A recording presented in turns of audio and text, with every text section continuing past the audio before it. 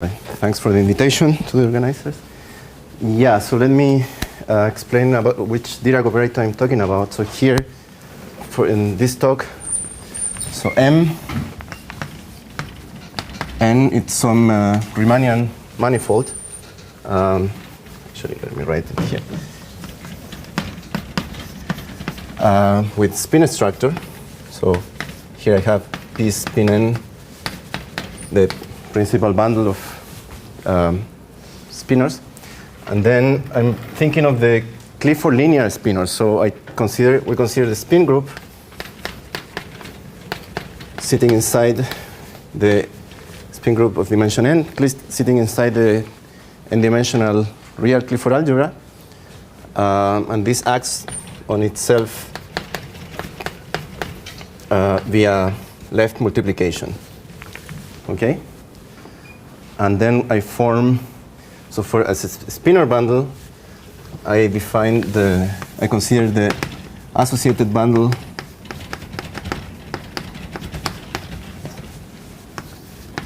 with respect to this left multiplication of the Clifford algebra. So this is a bundle over M, and it's a bimodule bundle. So it's a bundle for the Clifford algebra bundle of M, and it still comes with an action from the right of the standard Clifford N action. That's the standard Clifford algebra. So this is what I mean by spin structure and spinor bundle. And then, well, the Dirac operator, then it's very, of course, everything comes with this manifold has the Levi-Civita connection, and therefore this bundle also inherits a connection, and it's compatible with all the possible structures that you imagine. The fibers also come with an inner product, so then these are star representations and etc. So it's all the nice geometric information that you might hope. So then the usual definition of the Dirac operator is just take sections of the spinors, applied covariant derivative, and then use the Clifford multiplication to go back to the spinors. So Clifford. And that's it. So pretty easy. So then one might wonder, why do we need another construction of the Dirac operator? Like with all these fancy words, geometric quantization and supermanifold. So let me explain what we really want to do. So I'm interested in the index theorem. So in K-theory, let's say, consider KO of the manifold. So the index theorem tells us that there are two push-forward maps to K-theory of a point. So one called the topological index, defined in terms like in very algebraic topological terms. And then there is another one called the analytic index. And the index theorem tells that these two things are the same.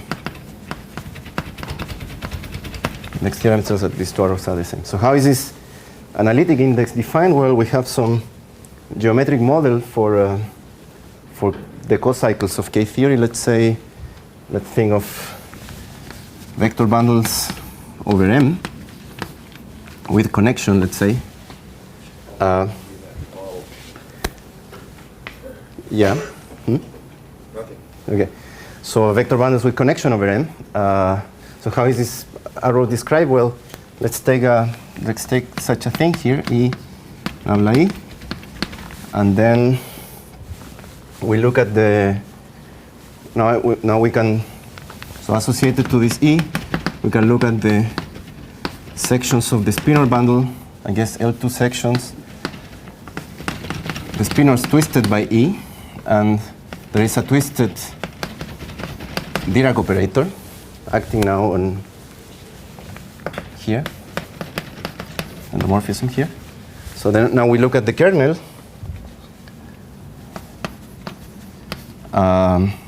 What is that How's that defined? This operator? We'll just twist everything. We'll just twist everything here with E and apply the connection, and like the tensor connection, and then here just the Clifford multiplication only acts on the spinors, and that's it. So you can twist with E here everywhere. Tensor E, and then this is the spinors twisted with E connection.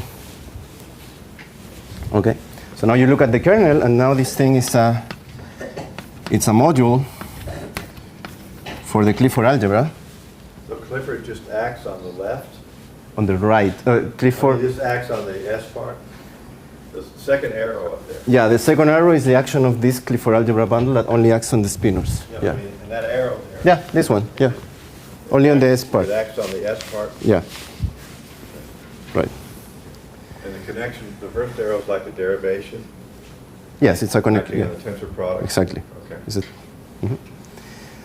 Right, so we have these two maps here. So we have this map and this map.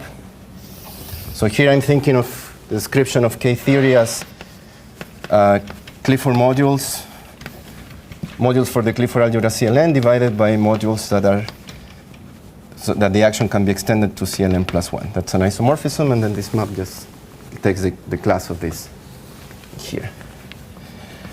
Okay, so that's a nice sort of geometric description of this analytic index. So this map, this arrow is the definition of this analytic index.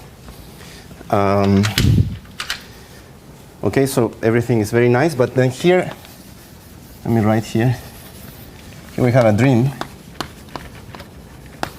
So what we really want is to write the same picture but in TMF. So now we'll have M, some string manifold, I mean some geometric string structure. And now we would like to consider TMF of the manifold. Well, and then one can write down the topological index.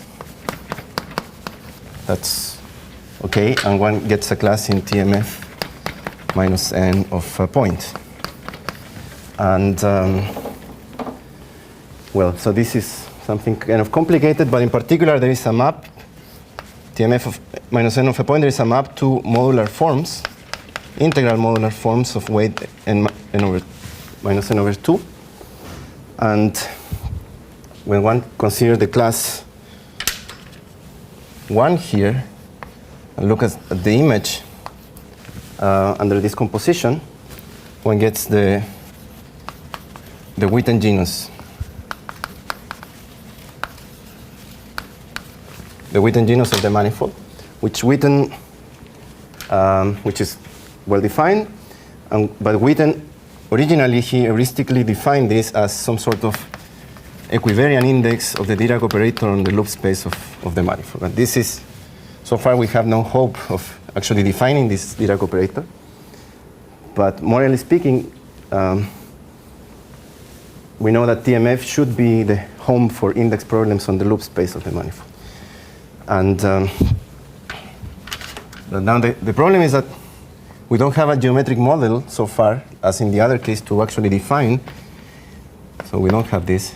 That's part of the dream. This analytic index, and therefore, well, we cannot even ask whether these two maps are the same. That will be a theorem. So, does the blue one have S1 equivariance in it? No. No. No, this is just... No, but I mean, this one has S1 equivariance. So right. You would imagine an index theorem, you would have S1 equivariance on both sides. Not really. I guess heuristically you could think of TMF of M as some sort of equivariant K-theory on the loop space of M, but equivariant with respect to the diffeomorphisms in the circle. And that's where the S1 is hidden. But there's no S1 in this arrow here. No. Okay, so but then the point is that we need this geometric model, and the conjecture due to Stolz and Teichner is that geometric model for these guys are these 2-1 Euclidean field theories of degree 0, and then here, similarly, we have a map EFT of degree -m. And then the conjecture is that we have maps like this. Well, up to the conjecture is that these TMF are concordance classes of this field theory. So in particular, there is a map like that. And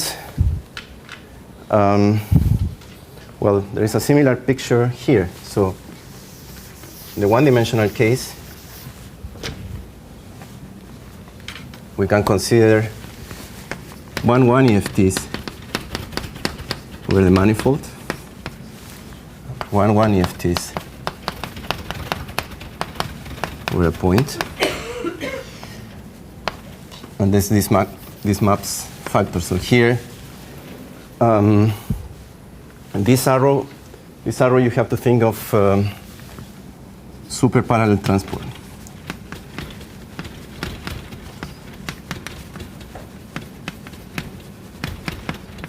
Okay, so in the same way that an ordinary vector bundle with connection gives a one-dimensional field theory by parallel transport, by work of Florin Dumitrescu, one can show that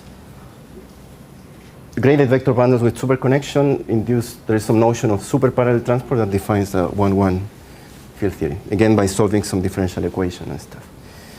So now the goal is to write down this arrow purely in the field theory language. So what are classes here? So here I should say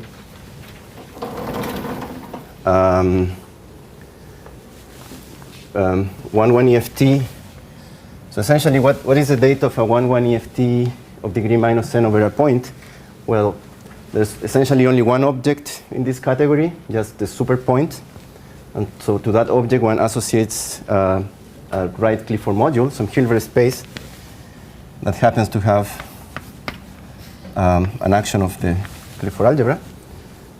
And then to every, now the super intervals are parameterized by parameter t and theta, where t and theta, it's a point in the supermanifold R11 plus positive. So it means that this t has to be, well, actually really greater or equal than 0. And so a field theory is specified by this Hilbert space, and together with an operator, an endomorphism of H, unbounded, Clifford linear, and odd, such that, and then if I have such a thing, then to a super interval of length t theta, I associate e to the minus t d squared plus theta d. So here I should maybe recall that the way you glue super intervals, so if I have super interval of length t1 theta 1 glued with t2 theta 2, this is the interval of length.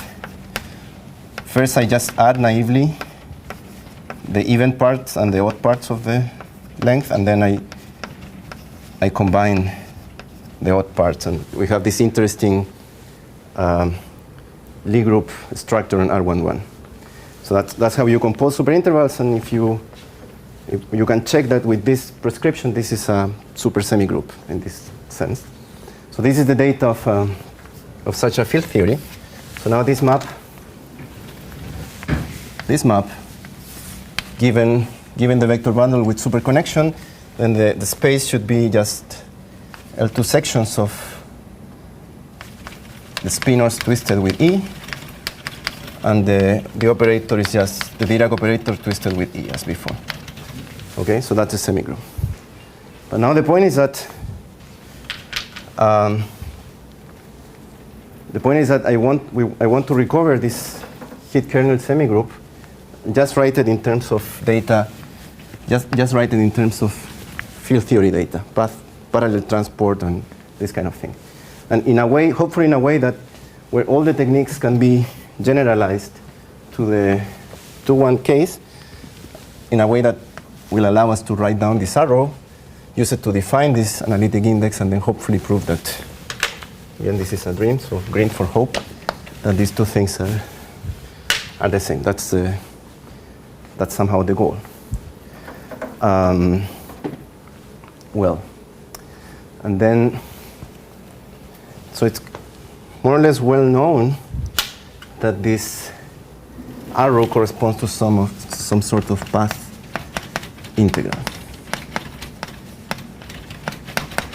And also, like here, I want also a way where the spinors, I don't need to guess that the spinors play a role, but it's something that kind of comes out naturally from quantization. So what's the analog of this arrow in the, let's say, in the non-super case? Let's take a toy example. Forget about the supersymmetry.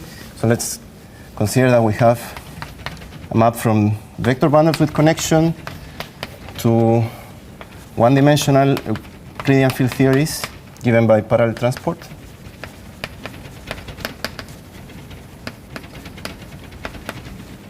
Euclidean field theories over, everything here is degree 0 over M. And then I want a one-dimensional Euclidean field theory over a point. And then this map will be, no, when there's no super, when there's no fermionic, there's no degree shift. The degree shift comes from the fermions. Yeah, here, this is just a toy example, and there's no cohomological information whatsoever here. Then this map should be, well, take a vector bundle with connection, and then just associate here Hilbert space of L2 sections of E. And the semigroup is, well, to an interval IT, associate E to the minus T delta E, where this is the connection Laplacian.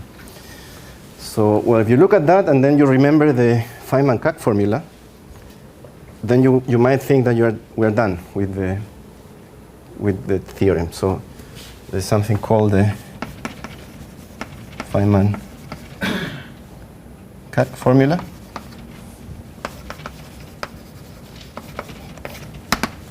That tells you that, well, if I want to compute, let's pick a section here, F, a section of, let's say, smooth section of E.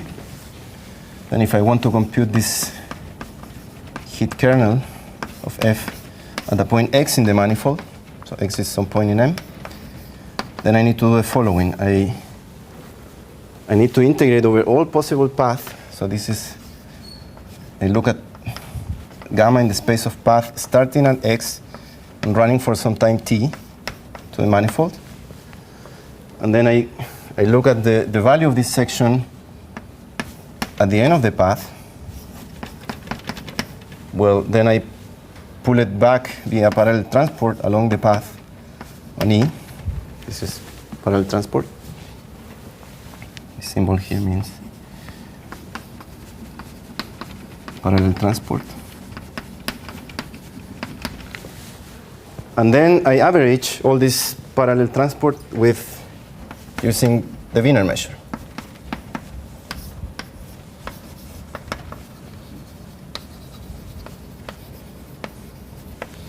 So if you see this, you might say, oh, we're done, because here I have the information of sections of my vector space and parallel transport, which is exactly the kind of data that it's encoded in a field theory. And then this formula tells me that I just average with respect to the Wiener measure, and I recover the semigroup. So we are done. So it sounds nice, but there are several problems with this approach.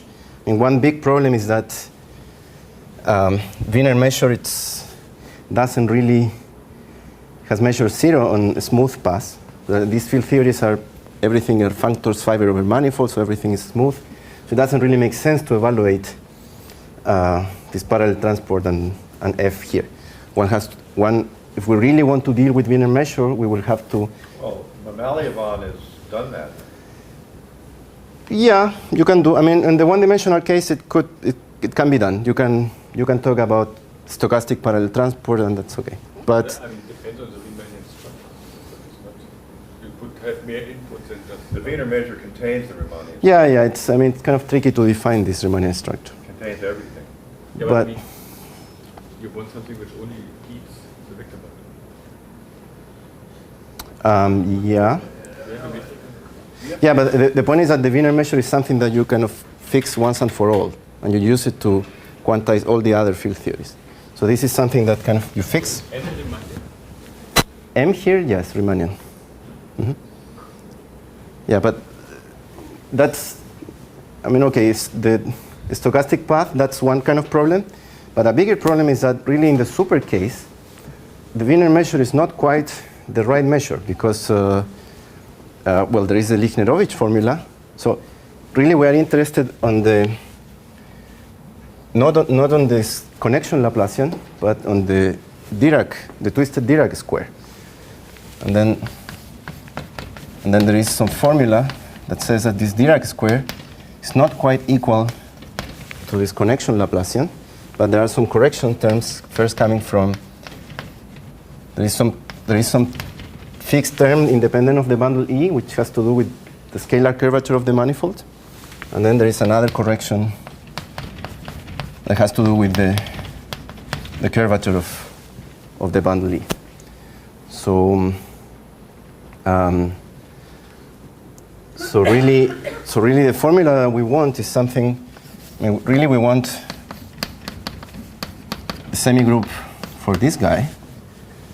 And then this says that, well, the right measure is not the Wiener measure, but the Wiener measure with a weight that has to do with the integral of this potential term along the curve. So you need to, like for every path, let me call all this just V, some potential. And then I just take this potential, I evaluate along the curve, and I have this weight, and then take the Wiener measure. So that's the right, this is the right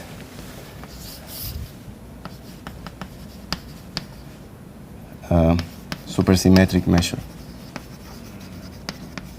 Well, actually, not really. I mean, the measure really should be without without this. And this term with the curvature should come from the parallel transport. So it's not a very satisfactory answer because I mean, here we are only integrating over ordinary path. But somehow the field theories are supersymmetric, so one should integrate over the space of all super path, not just ordinary path. And then this term with the curvature of E somehow this kind of follows from some average along the super direction. So anyways, the point is that it's not a very satisfactory answer, and I want something else. Plus, I don't want to guess the Wiener measure. Again, I want to follow just from geometric things. Especially because in the two-dimensional case, we don't have Dirac operator, we don't have Laplacian, we don't have these sort of formulas to play around. We might be able to define some sort of measure on surfaces, but it's not, at least I don't think is the right approach.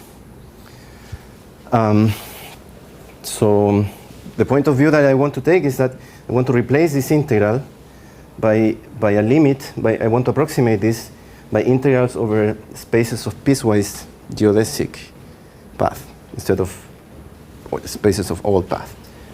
And for that, I got inspired by work of, well, there are several people who have done that. Like there is some work of Driver and Anderson, but they use a very kind of stochastic approach. And then there is some work of Christian Baer and Pfeffle in Berlin, who use a much more analytic point of view, and from reading their proof of the theorem, I kind of got inspired to do this computation. So the idea, so what's the idea? We kind of need to work a little bit backwards. So let me, how am I doing on time? Let me recall the again, the heat kernel just in Rn. So suppose that M is just flat Riemannian space Rn, nothing else. So in this case, one can explicitly compute the heat kernel, and let's say that f is a smooth function on M. And one gets that e to the minus t Laplacian f at a point x is equal to an integral over every point in Rn. I just compute the value of the function at the endpoint, and then I put some weight that has to do with, it's an exponential, then there is the distance between these 2 points, some factor of t, and then some normalization for pi t n over 2, then dy. Okay? And then one can, another point is that one can reinterpret this integral as saying the following. This is kind of, the point is that everything that is here kind of can be written in terms of the unique geodesic that joins x and y, the shortest geodesic. So in particular, this is basically the energy of that geodesic, and that's it. And so I can rewrite, instead of integrating over y, I'm going to integrate over gamma in space of path that go from x to somewhere for a time t, but that they are geodesics. So just straight lines. And then here I'm evaluating at the endpoint of gamma.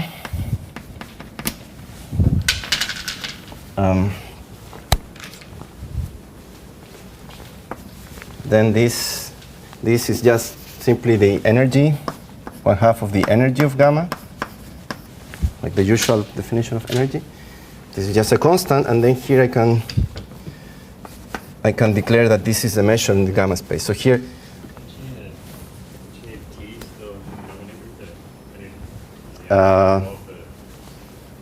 no, because so energy of gamma is like 1/2 integral from 0 to t, the velocity square. So, but then, so gamma goes from x to y in times t. So the initial velocity is the distance divided by t, and then you square, and then you integrate from 0 to t, so that multiplies. That cancels one factor of t, and that's the one that, well, it was in the previous formula. So, and this is equal to t squared xy over 2t. So then here, well, there is an evaluation map from this space of geodesics, evaluation at t to m, and then here I have the volume measure coming from the Riemannian structure, and I pull it back, and that's by definition this thing here is a pullback of dy. So just let me erase this. Okay, so that's a computation that one can do in Rn. And then somehow Feynman noticed that because this is a semigroup, this is equal. This is a semigroup, then this is equal to, if you iterate this heat kernel, you take a partition of the interval 0 t in small times.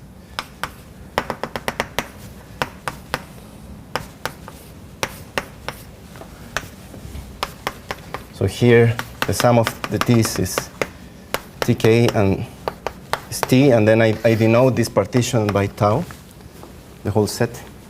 So this is a semigroup, so we can compose these operators and recover. And then if you write down what it's what the kernel looks like, then it says that, well, it says that this is an integral now.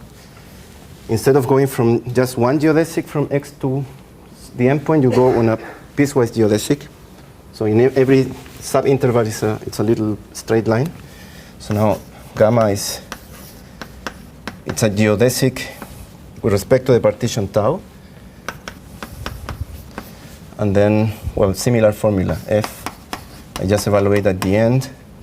And then here I have the energy. Like this is multiplicative, so or we'll just have the energy of the curve. Then here there is some normalization constant that depends on tau. It's just the product of those things.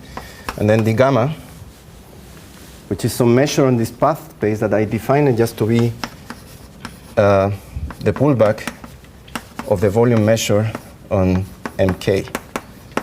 Okay, now the evaluation, I evaluate at all the breakpoints. I have a map to MK. Okay, so that's the observation of Feynman, and then now in some sense you take the limit as the partition gets very fine, and you can interpret this term as some sort of discretized approximation of the Wiener measure. So you can interpret in the limit you're integrating over all path, and then this kind of converges to the Wiener measure. So very good. So then Baer and Pfeffle, what they did essentially, well, they kind of sort of went back. So the thing is, just for simplicity, so now I want to look at the same formulas, but on a general Riemannian manifold, let's say compact. So it turns out that the heat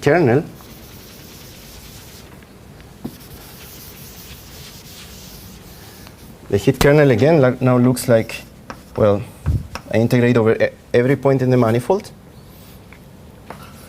And then the heat kernel again has some, let me just call it like that, some exponential term. This looks like, this is by definition this e to the minus distance square over 4t divided by this constant.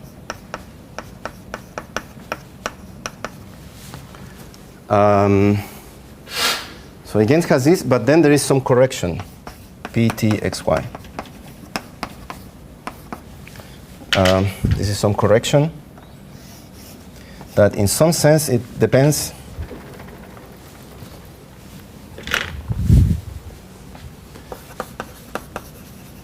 on all path going from x to y. Okay, so like this exponential part somehow depends only on the geodesic that connects at x and y, but then this correction involves all the other paths. But because of the symmetry of Rn, in Rn this term is just one. But in a more general manifold, then there is this general correction. So their idea was to define, well, let me write it, yeah, where can I write? Maybe here. Well, the idea was to define another family of operator, let's say u sub t, where the kernel of u sub t looks like integral f of y, then the same exponential term, and then some other correction p prime.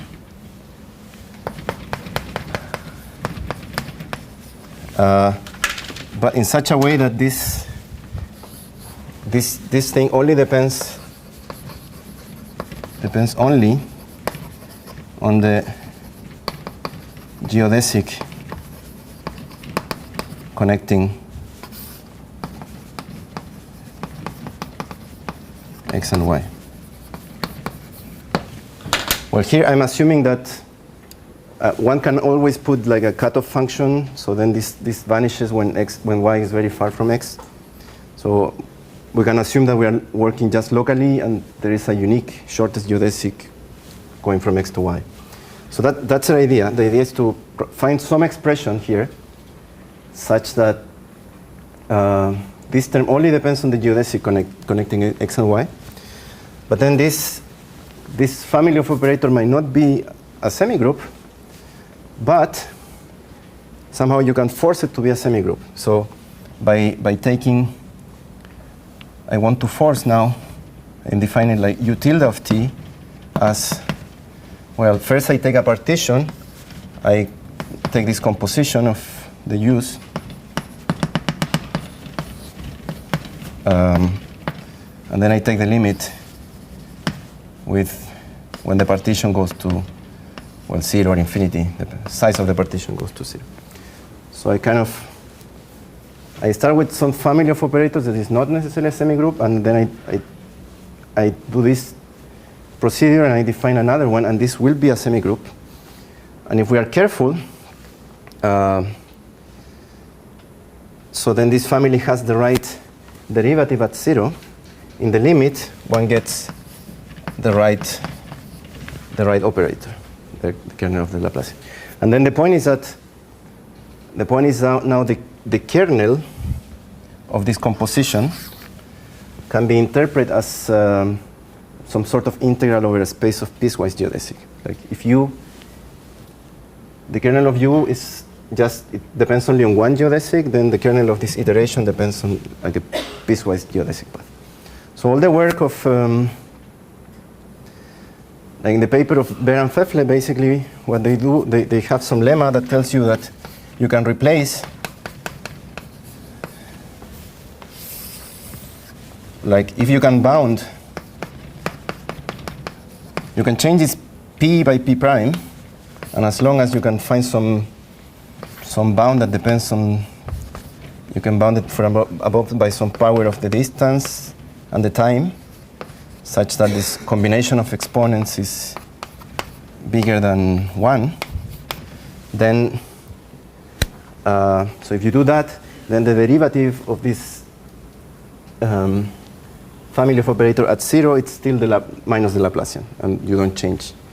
So then when you do this, you get the right operator.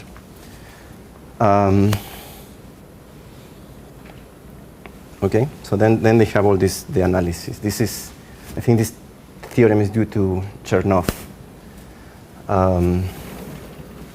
Okay, so then the goal in what I'm doing is to start from, how can I say?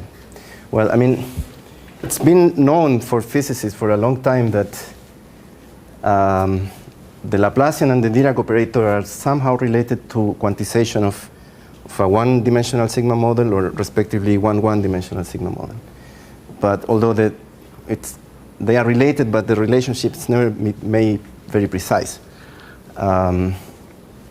So then the idea is that when the sigma model knows about all the possible paths, but when you do geometric quantization, you only look at the classical solution, so you know what happened for geodesics, and maybe for an infinitesimal neighborhood of the geodesics. So by doing geometric quantization very carefully, one should be able to construct an operator that looks like this, and it has the right information, the right infinitesimal information at 0.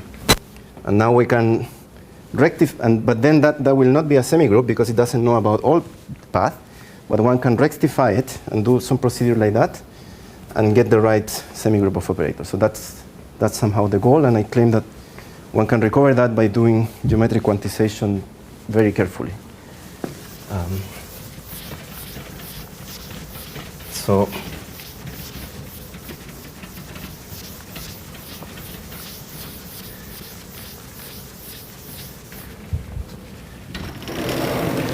sorry, I hope I didn't lose too many people with these technicalities, but I think they are kind of necessary. All right, so let me write down the sigma model that I want to quantize. So, well, so the space of fields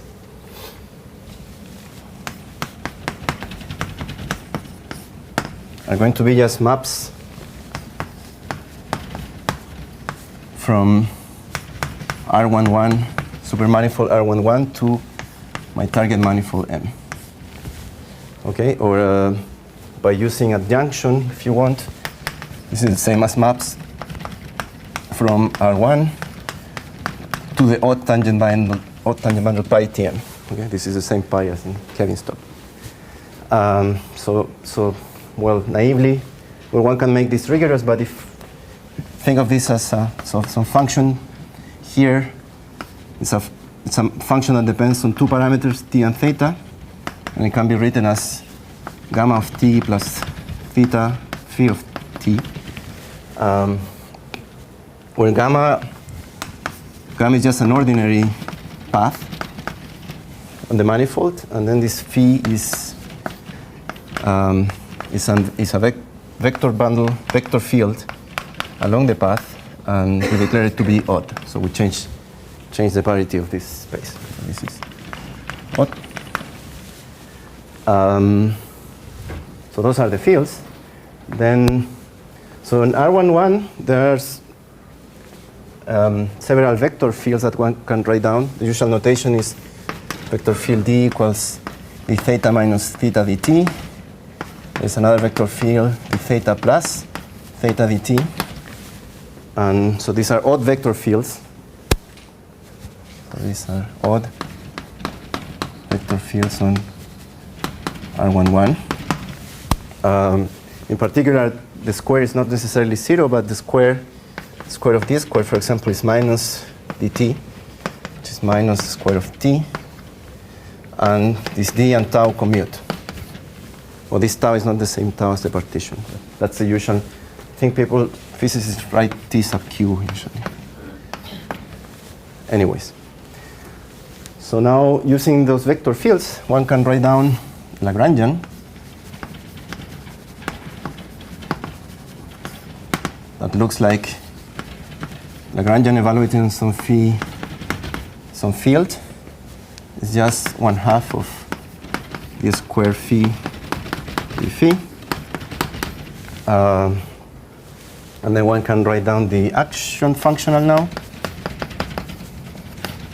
So now I can fix an interval, and I can define the action as on that field as the integral of this Lagrangian density, or Lagrangian, with respect to the canonical density in the superinterval. And one can explicitly compute this stuff, and you get, well, this looks, there's a term that looks like the familiar energy of the curve, but from 0 to t.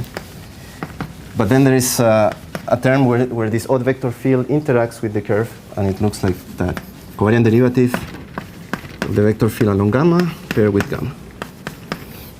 So that's a very explicit answer.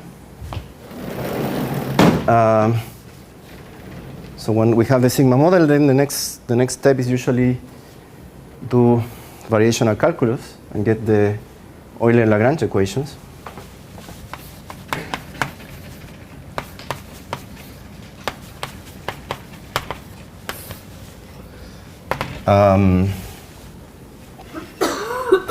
Well, in this case, they look like equations look at the following. So usually in the regular sigma model, when there is no theta and the energy is just the usual energy of the path, then the Euler-Lagrange equation is that nabla gamma dot is 0. So gamma is a geodesic. In this case, there is some interaction between gamma and phi, and gamma is no longer a geodesic, but it gets perturbed by some term that depends on phi. Well, so here R is the Riemannian curvature tensor of the manifold, and well, one needs to be a little careful to define this. I mean, it looks like this is 0 because the tensor is antisymmetric, but phi is an odd vector field, so this actually doesn't. It's a non-zero quantity. And then the C field is just parallel. So all the gammas and phis that such as this.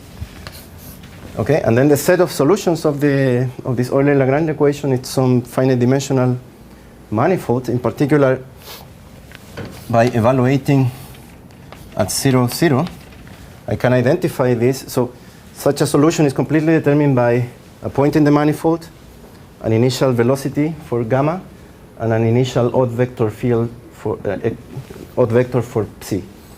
So I can identify the symplectic manifold with the following. I take the odd tangent bundle over M. And then here I have the tangent bundle, and I pull it back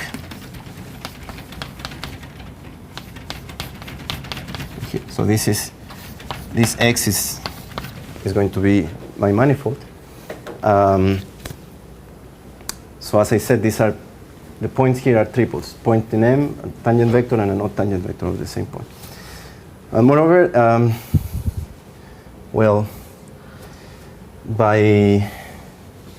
I should also say now because the action is invariant, I mean the Lagrangian is defined in terms of this vector field D, and D commutes with tau, then it turns out that this is invariant under time translations, super time translations, and then there is a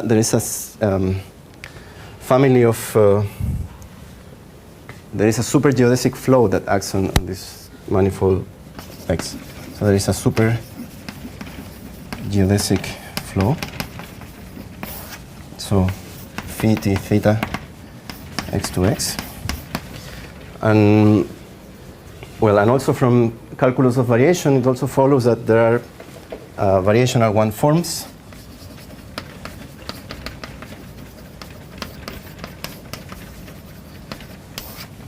Actually, there is a family, theta t theta, but they are all related to the initial one by this geodesic flow. So theta is it's a one form on X. And then there is a symplectic form. Omega is d theta, which is so it's a two form on X. Okay, so this X it's a supermanifold with a supersymplectic structure, and this is the supermanifold that we want to quantize. So.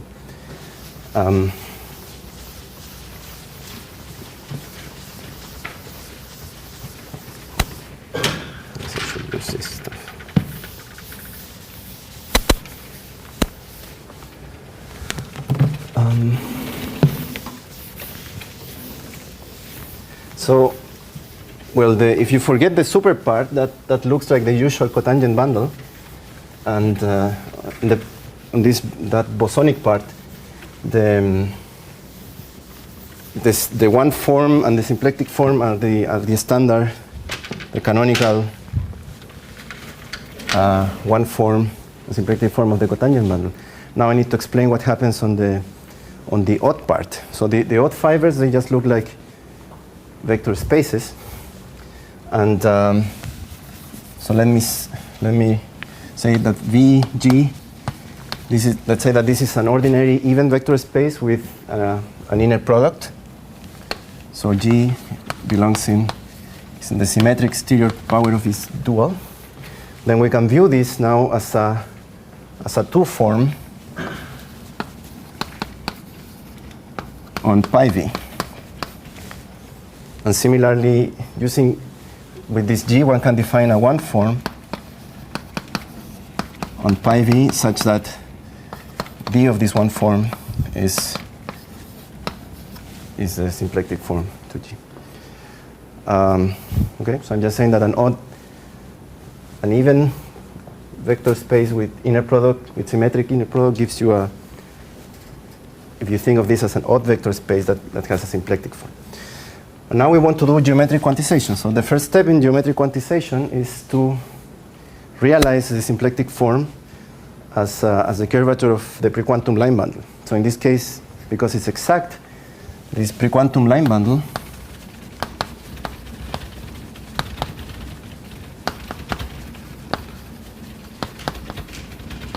is trivial,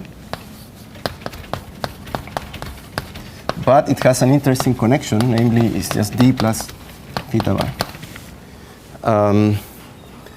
And now the prescription of prequantization says, now the Hilbert space that one should take is a space of sections of this prequantum line bundle, but then we know that this is too big, as Sergey already explained in his lecture, so we need to cut it down using some polarization. So usually in the, again, bosonic case, when we have just the tangent bundle as a symplectic manifold, or cotangent, there is a canonical polarization, namely the vertical polarization. So we have M, and then the fibers of STM, one can choose always the vertical polarization. However, now in the odd fibers, because this form is positive definite, there are no Lagrangian subspaces. So if we actually want to have Lagrangian subspaces, we need to do something, and there are two tricks. One possibility is to complexify everything and extend this form as complex bilinear. And actually, if one do that, then at the end of the day, one recovers the complex Dirac operator. The other possibility is to add a copy of Rn, and define a form which is the inner product on G, and then we subtract the standard inner product on Rn. So this thing has signature NN now. And it turns out that, so now I consider as pi y with B as a symplectic manifold. And then it turns out that Lagrangians here correspond to graphs of isometries. So if I have an isometry from Rn, so a frame, isometry from Rn to V, I get L equals graph of T. I get the Lagrangian. I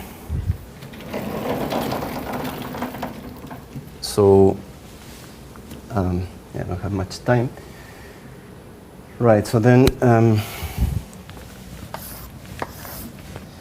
so this thing looks like this. We have V, we have Rn.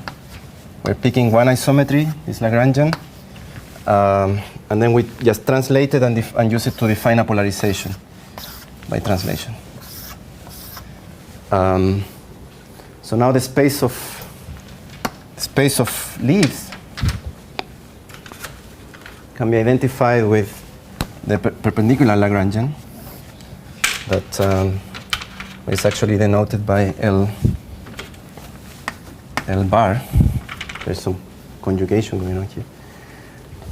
So in this case, the space of leaves, pi y, divided by this polarization induced by L, can be identified with L bar. And now the prescription of geometric quantization says, this is not really the final prescription, but it says, look at, well, it depends on the polarization. It says, look at sections of the pre-quantum line bundle, so on pi y, that are covariantly constant with respect to the polarization, or similarly sections of, well, one can just descend this bundle to a bundle on the space of leaves.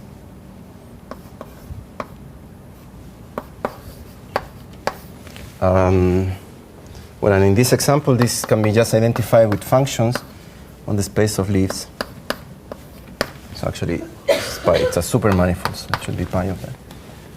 And this is, by definition, functions on an odd vector space is exterior algebra on this guy dual. This is usually known as the Fock space associated to L.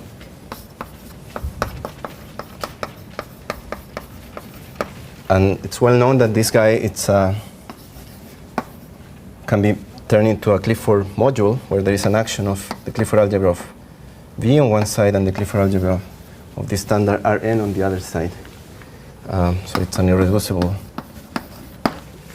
star representation.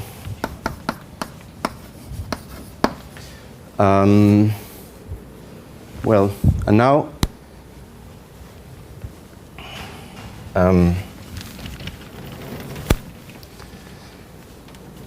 now we need to do this thing in families.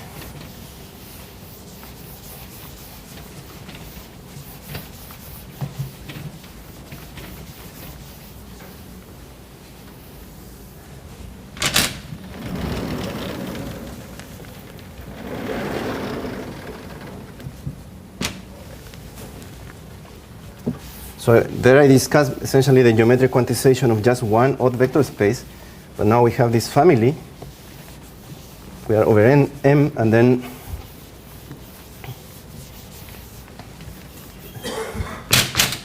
And I said that here we need to choose this framing. So when we do it in families, we will have to choose, we have the bundle of frames of M, and I'm going to choose a section here. Of course, I cannot do this globally, but let's assume that I can do it. Let's suppose that M is parallelizable and I can do this. And the point is that, well, I'll make the point later. So suppose that we choose this. So this defines a Lagrangian. And now, well, now I have a supermanifold. So the space of leaves now can be identified with the supermanifold by L bar, which has its core is just the ordinary manifold M. And then prescription of geometric quantization says that we need to look at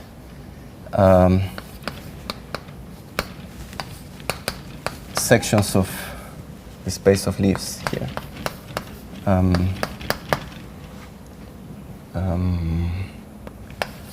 Of this lemma.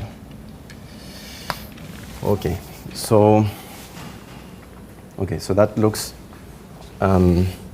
In this case, this is the same by definition. Functions in here are just sections of this bundle of Fox spaces over M.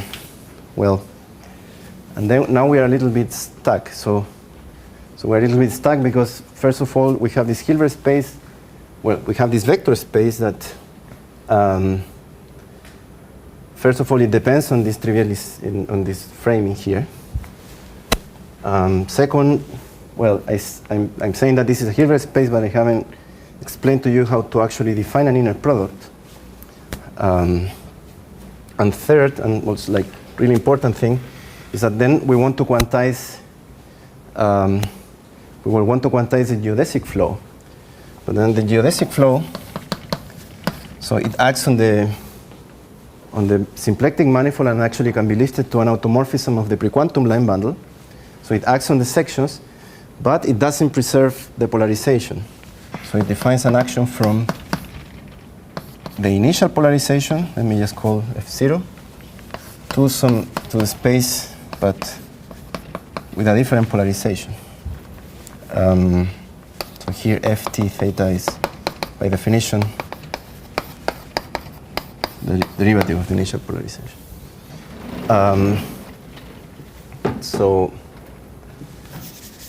there are several problems, and that's where the next step when you're doing geometric quantization properly is to consider the metaplectic correction. So I don't really have time to explain what the metaplectic correction is.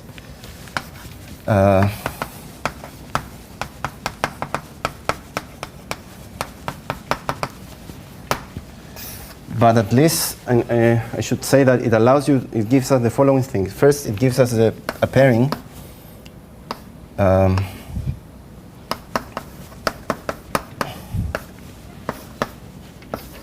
Which I guess I will denote like this. So it gives us an inner product. It allows us to pair two things here and define an inner product. And it also gives us, if we have now two polarizations that are transverse, it gives us a pairing from the associated Hilbert spaces, non-degenerate. So 1, 2. So this is when F1 is transferred to F2. This is known as the Blattner-Kostant-Sternberg pairing. Well, in particular, and it's non-degenerate, in particular, using the inner product, one obtain actually a map from this to this. So here I've been putting this tilde because this is not the right definition of the Hilbert space. The right definition will be so taking sections of this line bundle but twisted by some other bundle, and this other bundle can be written. This other bundle is defined in terms of the metaplectic structure. And in some sense, it's well, it's a bundle of half Berezinian forms in this space of leaves. And what I claim, don't really have time to explain how, but what I claim, so this depends on a metaplectic correction, metaplectic structure, and what I claim is that the choice of spin structure, it induces a metaplectic structure. So therefore, this Berezinian, I should put a sub-index here, S. And once we do this, turns out that the fibers, here we need to take this bundle and tensor it with the line bundle of homomorphisms which are Clifford linear, this Fock space, and the actual given spin structure. And then once we do this, then we have the right definition of the Hilbert space. And now this can be identified with L2 spinors and say by some map phi, using the geometry and the spin structure. So even though locally one needs to choose this frame to do the geometric quantization, then the spin structure allows us to glue these choices together and have a well-defined Hilbert space. All right. So then finally, what I claim is that so we have the following construction. We have from the original polarization, we apply the super-geodesic flow, get a map to some other Hilbert space for a different polarization, and we apply the BKS pairing to go back to the original polarization. On the other hand, we identify this using all the geometric structure that we have around. We identify this with the L2 spinors. Same here. And I define an operator ut theta via this composition. And then the theorem.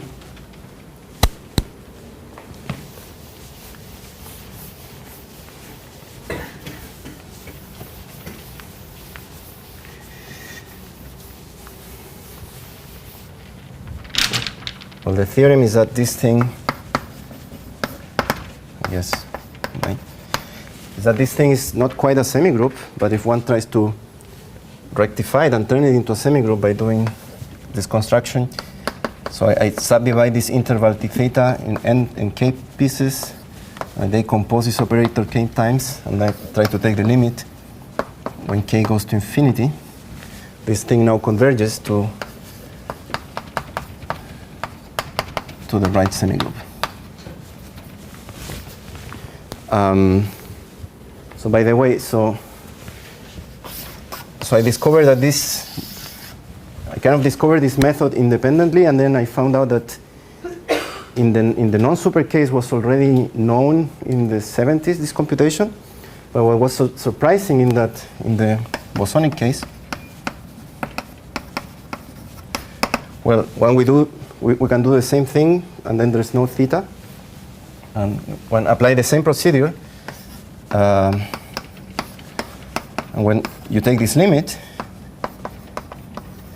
one will expect to get the semigroup associated to the Laplacian, but that's not the right answer. There is a correction term that has to do with some factor, I think it's 1/3 of the scalar curvature of the manifold. And now the point is that if you're careful and do everything supersymmetric, then there are extra correction terms, and this factor of 1/3 becomes 1/4, and we can compare it with the Dirac operator, and we get the right semigroup. But moreover, I don't know the right pronunciation. Eshniatitsky, I think it's some Polish guy in the 70s. I don't remember how to write. but it's kind of known by Constant and Sternberg and all those people, Blattner, Sims, I think, also. But there is this correction. But in the super case, we get an extra correction, and we can write it like that. And moreover, the other important thing is that because everything is supersymmetric, the kernel of this operator, the kernel of this decomposition has an interpretation in terms of piecewise super geodesic path. And then we can use it to now average field theories and write down the push forward that I wrote at the beginning in terms of purely field theoretic terms. So in that sense, this is a construction of this heap kernel that only depends on geometric quantization. So we're constructing the Dirac operator without really doing infinitesimal analysis on the manifold, but local analysis. Yeah, so I think that's the end of my talk.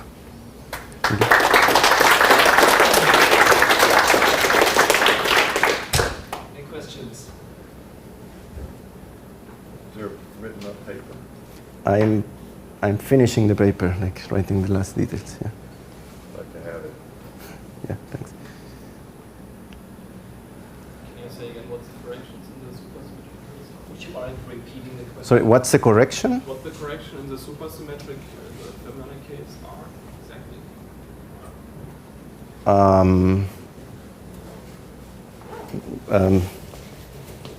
What I mean, the question is what's the correction in the supersymmetric case? Well,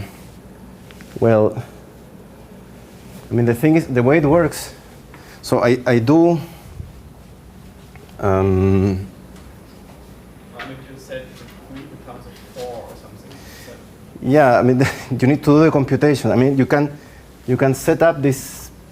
I mean, you have these definitions here that depends on this geodesic flow, and I do get an operator here, and then to actually compute the correction, I compare it with the work of Behr and Pfeffler, where they only consider geodesics. So you need to do some change of variables and go from super geodesics to geodesics, and then do some estimates, and then well, there are some corrections that come from from this fact that